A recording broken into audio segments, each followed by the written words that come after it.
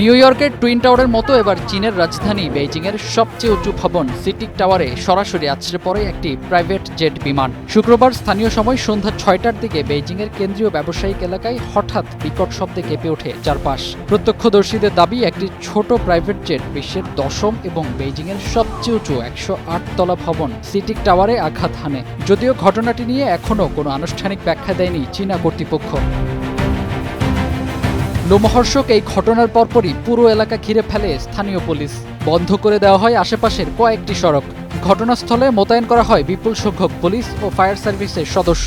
ভবনের উপরের অংশে বিশাল গর্ত ও ক্ষতির চিহ্ন দেখা যায় বেশ কিছু ভিডিওতে। তবে এরই মধ্যে এ ঘটনায় সামাজিক যোগাযোগ মাধ্যমে ছড়িয়ে পড়া ছবি ও পোস্ট দ্রুত সরিয়ে ফেলার অভিযোগও উঠেছে। ঘটনার দুই প্রত্যক্ষদর্শী বার্তা সংস্থা রয়টার্সকে জানান, বিমানটির আকার ছিল প্রায় একটি ব্যক্তিগত গাড়ির সমান। এক ডেলিভারি কর্মীর ভাষ্য, শব্দটি আতশবাজির চেয়েও অনেক তীব্র ছিল। তিনি ভবনের গায়ে আটকে থাকা বিমানটি দেখেছেন বলেও দাবি করেন। এমনকি ভিডিও ধারণ করলেও পরে পুলিশের বাধার আশঙ্কায় সেটি মুছে ফেলেন। তবে বিমানটি কেন ভবনে আঘাত হানল, সেটি কী ধরনের বিমান ছিল কিংবা এতে কেউ হতাহত হয়েছেন কিনা, এসব বিষয়ে এখনও কোনো আনুষ্ঠানিক তথ্য দেয়নি চীনা কর্তৃপক্ষ। ফলে ঘটনাটি নিয়ে রহস্য আরও ঘনীভূত হয়েছে। ফাহিম হৃদয়, টাইমস টুডে।